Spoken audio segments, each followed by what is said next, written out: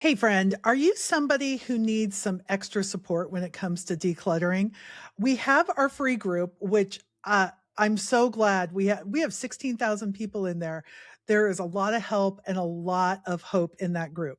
But if you just need somebody to boss you around, can I suggest you join our paid group? It's Clutter Free for Life.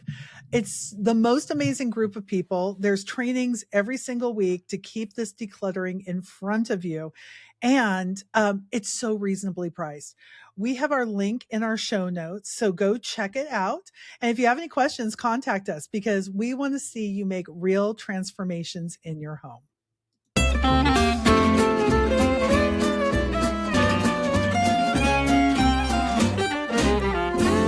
Well, hey friends, welcome to Clutter Free Academy, where our goal is to help you take small, doable steps to live every day with less clutter and more life. And friends, oh goodness, be honest with me. How many of you have a garage right now that you cannot park a car in? Friends, I see you. I see you. I have been you.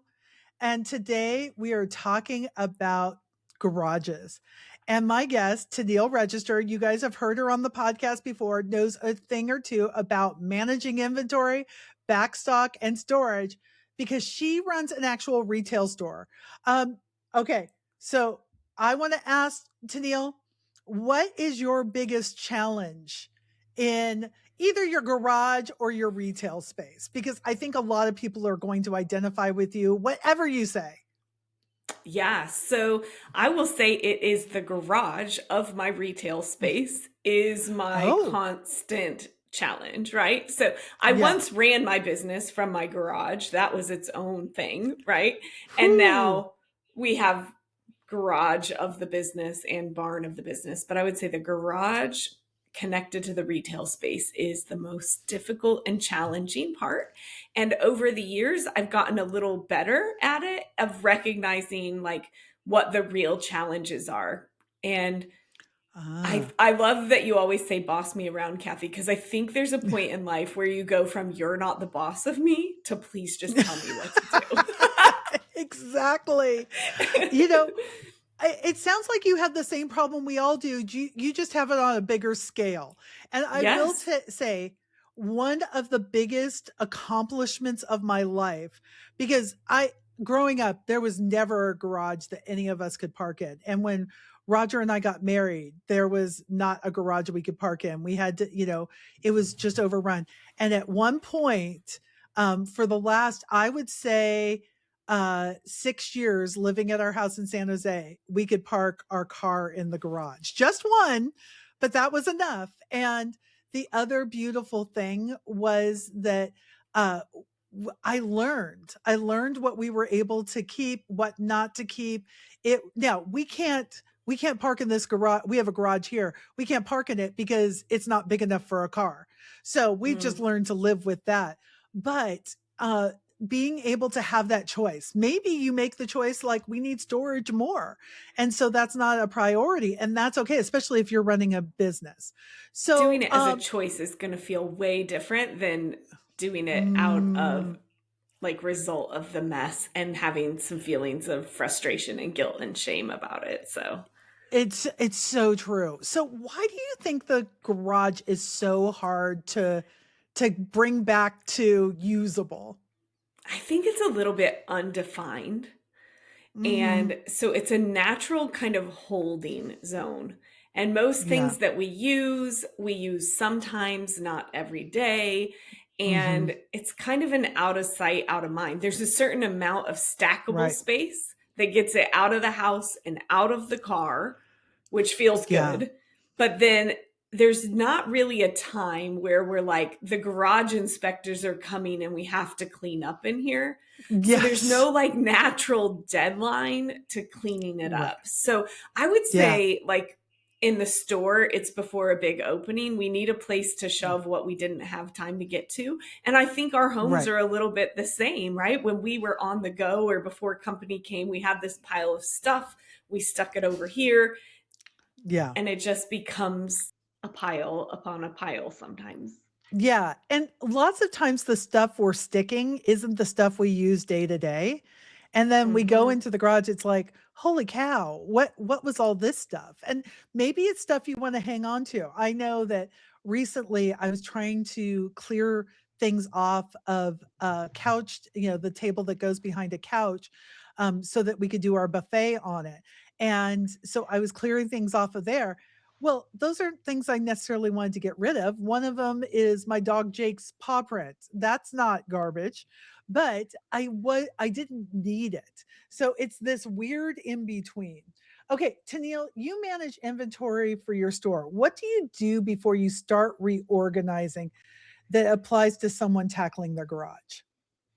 Yeah, so I think it's to come up with what your categories of things are. Mm, So yeah, seasonal for the store and yeah, seasonal for your home, right? Like these are the yeah, things, especially here in Iowa, where we experience all four seasons at pretty extreme levels, right? There are yeah. certain things you use for a certain time of year or a certain purpose. You might have like the chairs and the tables you use when you have company, or the things you use when you till the garden. Like you're going to have to come up Mhm. with some categories that might be fairly seasonal. And then which things are to make repairs, like they're things you're going to work with Yeah. versus which things are extra supplies. So Mhm. I really think trying to come up with some of those categories, is this a supply, is this a tool, is this a seasonal item, will help you kind of establish some zones as you work through Yeah. the process. What do you do with the things that you just can't make a decision with? We might need it. I don't know if we're going to need it. We might do a garden, so we might keep the seeds in the soil, or we might not do it. What do you do with those things? So I try to make like a zone, even if we have to tape it out on the floor, right? Where those Mhm. are going to go while we're working. Yeah. And then after we've organized the space, usually by then you're tired enough to let go of some of your maybes. It's so Or true. as you're setting up your workable zones, you might say, "Oh, this could go in that section." Right? And that's Mhm. we do that a ton in retail. We Right. have always this pile of items that didn't fit the display. And then Yeah. near the end, we decide like, okay, where could it be worked in Oh, if it okay. matters enough to keep it? And I think Oh, that's the that's same for the garage. Yeah, so, like, if you have a red strawberry and you're like, "I don't have a strawberry display," like a little, I don't know, cookie jar, once you get it all together, could that go in the 4th of July section or the picnic section That's or That was exactly baking? what I was gonna say, and Ye also, if you have a strawberry anything right now and you don't Yeah. want it, sell it online because strawberries are Really? hot, hot, hot again. Yeah, you're gonna see them Oh, all look summer at me long. being on trend without even knowing it. I love that. Okay, and by the way, the reason I thought of it is because I had the best strawberry for breakfast this morning. It was Ooh. phenomenal. Okay, so I want to take a quick break, and then when we come back, I want to. What does done look like for you? Like when is it when it looks like? I mean, we have these Pinterest ideas where everything's matching and everything's together, but I want to know when do you give yourself the check mark? Okay, we'll be right back. Friends, if you've been a listener to Clutter Free Academy for any amount of time, you have been there when the advertisements were kind of off the chain. We didn't mean it, we didn't know it, but some things were coming up and we were hearing some inappropriate ads. So we stopped all that and we just decided we're going to self supporting. And what does that mean? It means we partner with listeners like you. If you would be willing to go to Kathi.link/coffee. That's KATHI.link/coffee. And you can find out more about becoming one of our monthly partners. We would be so grateful. And there are lots of people who are listening who can't afford that $5 a month. I know they would be grateful as well. And thank you. Whether you listen, share, or partner with us financially, we are so grateful. Okay, Tennille, what does done look like? What does a well-organized garage, because I feel like there's a different standard for the garage and inside the house. For sure. And I want to say that this does not come natural to me. These are hard won Mm, lessons. So don't fool yeah. yourself like I'm just not that person. My mom actually said in a staff meeting once Tenneil struggles with closure. She doesn't know when Oh. finished is finished. And that was like 10 years ago. Ooh. And so I had to do some like development of skills around this, Mhm. right? Because literally, like we talked about our strawberry jar, there's always one more object in my retail world that we could Yeah. find a spot for or repurpose or something like that. And Right. so, um, done really looks like a solid pause that is recognizable to others. So, one thing that's Mm. really difficult for me is I might look at a pile and be able to know that's all fall stuff that I'll deal with Mhm. in August. But no one else can go into that room and find something or help me Right. unless it is labeled fall. So Mm. even if it's not stacked neatly and it's not as beautiful as I want, if it is contained in some way Yeah. with that label is really Mhm. helpful. And then storing things in clear containers is almost Phew. always a win, Yes. right? Like Yes. you can at least visually recognize, is this paper plates for Thanksgiving or is this like, I don't know, tennis balls for when we think we're going to pick up tennis again, right? Like there's Right. kind of that. And then labels, and it took me a while to get past they don't have to be pretty.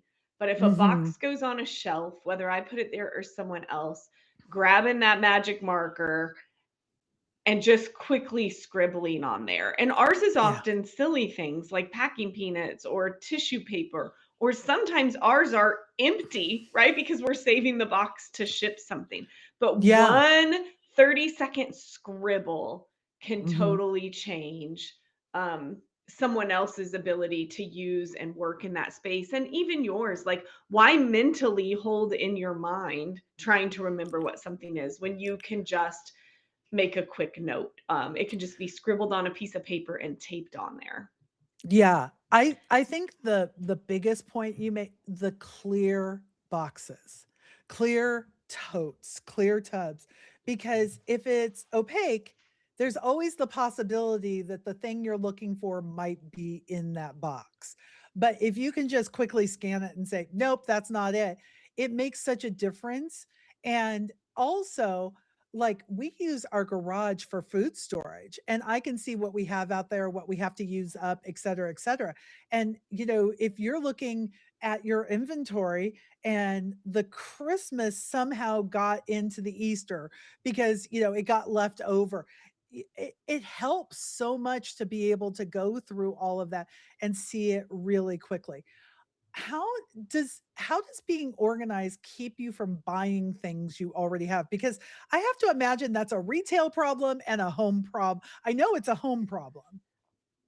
It is. I was actually thinking the biggest reason for good labels and being able to see what you have is for me, and this happens at least once a year, right? That in July, I open up a tub of Easter stuff, right? Mhm. That I thought, oh no, I could have Right. sold that. Or I open up a box of fall florals that were in a Christmas tub and I just bought all the fall florals and I could have Yeah. saved myself money, right? So there really is a direct cost to not using up what we have, and we can't use up what we have if we don't know we have it. And so I think there's definitely a parallel.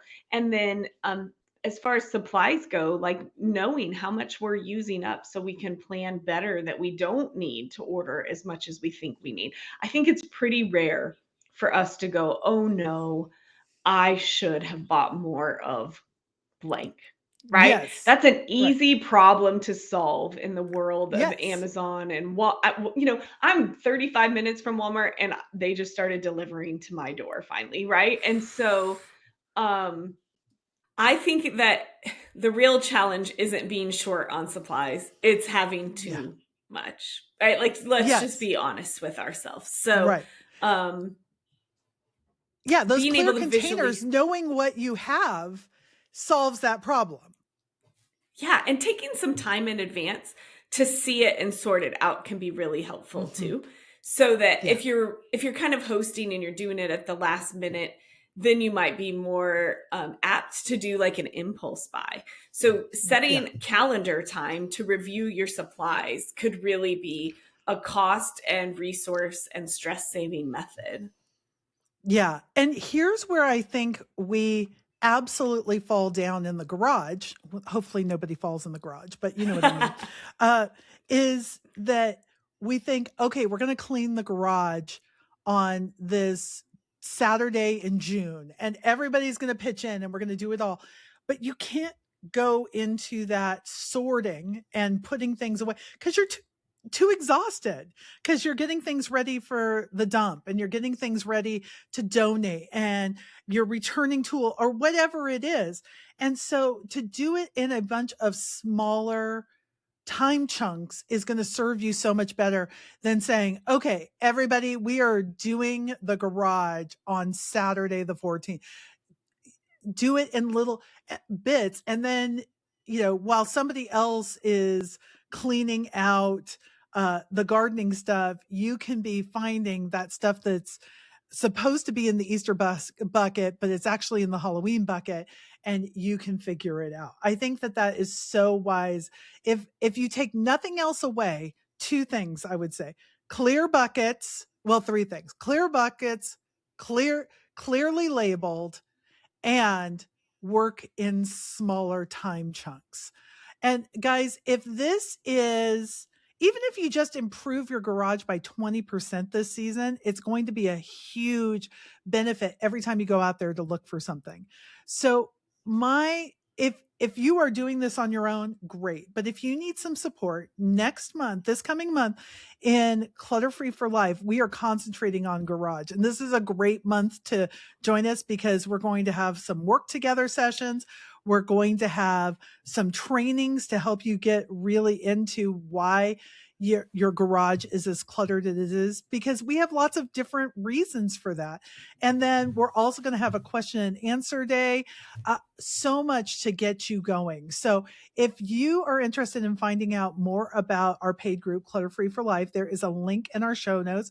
We would love to answer any questions you have. Tenneil, thank you for sharing your retail expertise, because I just know sometimes when we professionalize stuff, we learn a lot more than we're like, oh, I'll get to it later. It's just my house. And for you bringing this professional angle to it, it helps so much. So thank you for that.